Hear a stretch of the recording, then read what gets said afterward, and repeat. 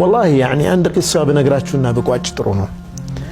ሴትዮዋ የኩላሊት በሽተኛ ናቸው ኩላሊት መተካት አለበት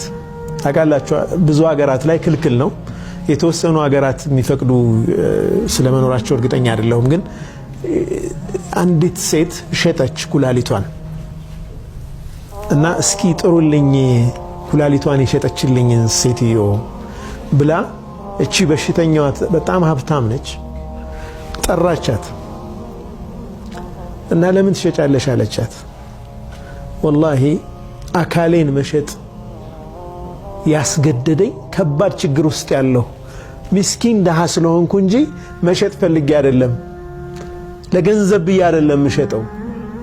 ማለት ኖሮኝ ተጨማሪ ለማግኘት አይደለም ችግር ነው የሚያሸጠኝ ብላ ለቀሰች ገንዘቡንም ውሰጂ ኩላሊትሽንም አልፈልግም